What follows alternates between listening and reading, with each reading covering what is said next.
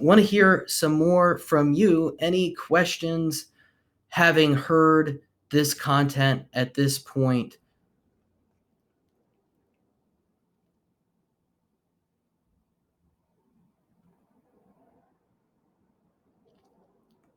How about the Jeopardy theme song?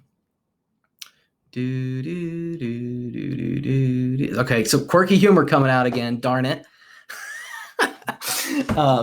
Anything specific even about your campaigns? I'm happy to address them here as we have maybe another 5 or 10 minutes. I was hoping to let class out a little bit early here, as if especially your East Coast time, you might want a little bit of time to wrap up the day after the call. But hearing none, I would just say, hey, take advantage of these offers here. Get this checklist, reach out to us, consider us a resource here. Hey, Maggie. All right. Sorry, I may have missed this. How many persona-based campaigns do you create? Do you create an ad set for 5 plus personas? Well, holy smokes. Oh,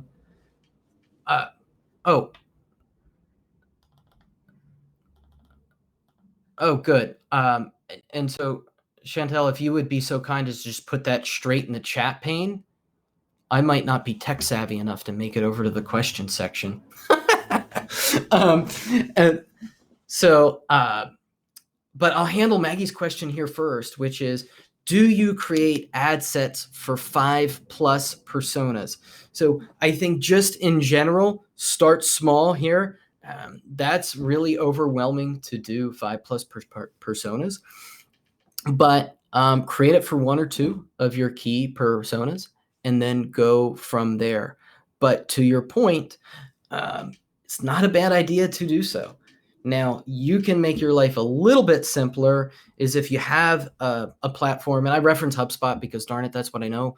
HubSpot has a great feature called Smart Content where I could show different content to different people that are on different lists, have different life cycle stages, et cetera, et cetera. So you can use that to make life a little bit simpler for you as well in that process. The other thing that you really want to be careful about, and that they're, one of the obstacles to journey-based advertising is you might have 5 different personas, but that doesn't mean that 2 of them aren't on the same website that they go to as the authority of their industry. Or you might have 2 or 3 different personas that search for the same keyword.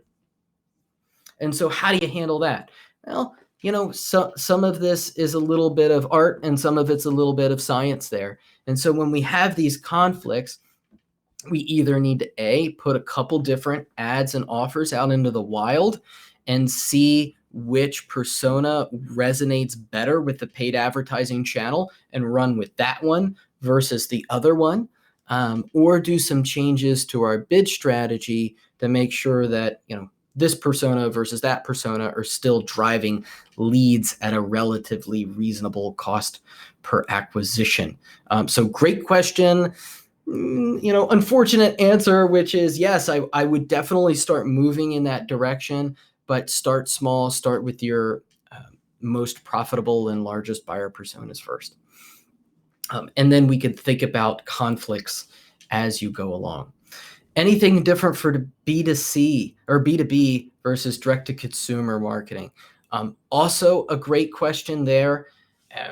Couple different things. One is lead nurturing might look different in terms of channel. I talk specifically about email, which is certainly going to be your go-to for B2B. Maybe not for direct-to-consumer. You might want to layer in some other channels in your lead nurturing as well. Social, of course, LinkedIn and such, you want to use that in B2B. But direct-to-consumer, there might be some other channels that you want to include inside of your lead nurturing process.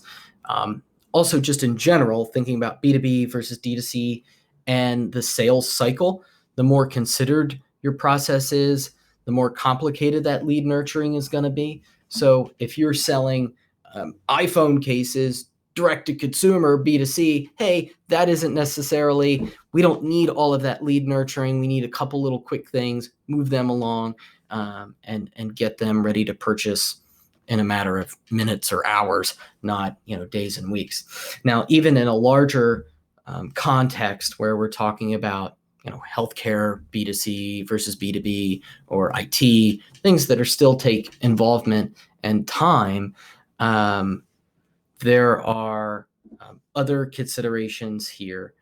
One is just to be really clear cut in terms of where you're advertising and how you're advertising. I would look at splitting up your campaigns between B2B and B2C and D2C as well. Direct to consumer campaigns should be separate, especially if you're in a regulated industry. We want to make sure that some of those are compliant and some of those are not, or some of them have higher compliance burdens versus not. And so you want to make sure that you're accounting for that. The easiest way to do that is keep those folks super separate in terms of your messaging and your campaigns just the same. Cool. Nada, who I had mentioned earlier, wanted to chime in. I just wanted to emphasize that testing is crucial. For example, in LinkedIn ads that you showed Ben, we tested showing a person who looks like an attorney versus a person who looks like a doctor to see what would resonate better. An attorney resonated better, no matter that people were looking for medical specialties. Good point. Thanks, Nada. And certainly I don't want to come across as like Moses with the tablets here. There are lots of points that we didn't cover, that we either didn't have time to cover, that my team knows that I don't know, that I know that my team don't know, that you know as other practitioners of paid ads that we don't know as well. So I really appreciate that point, Nada, and any other insights that we have here as a group, just the same. So those are a couple answers to your initial questions. Again, you're going to get the recording of this webinar. So if you were feverishly typing in notes, that's great for recall of the webinar, but also know that we are going to be sending out a recording of the webinar that you can reference as needed.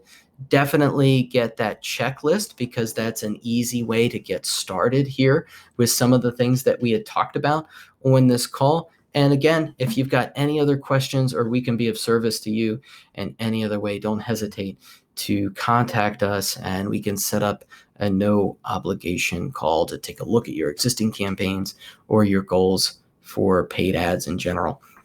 Thank you again for spending so much time with me and learning about journey-based advertising. This is a strategy that can complement what you're doing as an inbound marketer, can complement what you're doing as somebody who might already be running paid ads. Wish you the best of luck, and I look forward to seeing what you could do with the JB Ads strategy. Thanks again. Bye-bye.